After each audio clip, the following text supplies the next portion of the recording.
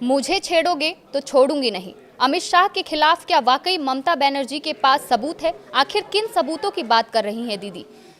7 साल में 7 बार ममता बनाम केंद्रीय एजेंसियां, लेकिन आज कोलकाता में सीएम ममता बनर्जी की दहाड़ की गूंज दिल्ली तक सुनाई दी। नमस्कार, आप देख रहे हैं न्यूज़ 18 का डिजिटल प्लेटफॉर्म और आपके साथ मैं हूं पारुल तिवारी।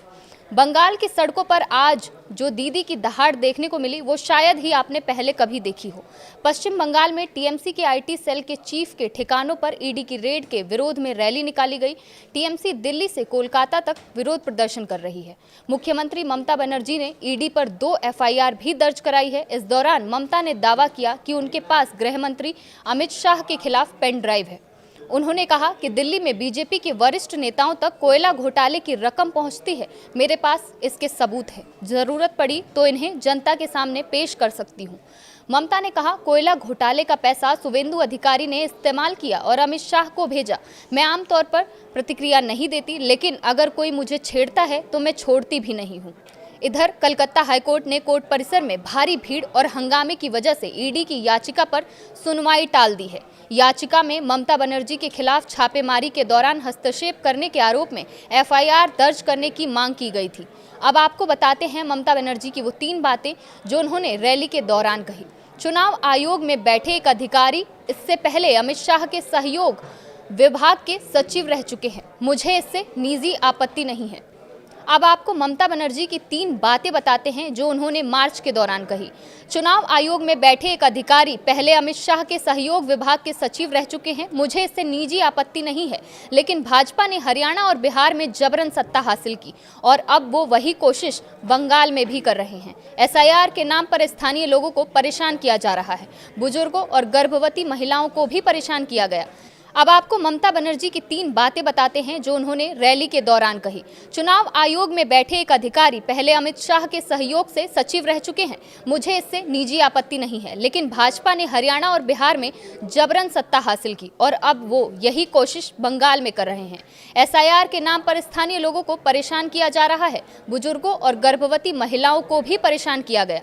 बंगाली बोलने वालों को बांग्लादेशी कहा जा रहा है। बीजेपी रोहिंग्याओं की बात करती है, लेकिन असम में रोहिंग्या है तो वहां एसआईआर क्यों लागू नहीं किया गया? ईडी ने छापेमारी के दौरान पार्टी का डेटा और रणनीति चुराने की कोशिश की। मैं कल ईडी की कार्रवाई के दौरान मौके पर गई थी और इसमें कुछ भी गलत नहीं किया। आज ममता बनर्जी के मार्च से पहले सूबे पार्टी के 8 सांसदों ने दिल्ली में गृह मंत्रालय के बाहर प्रदर्शन किया।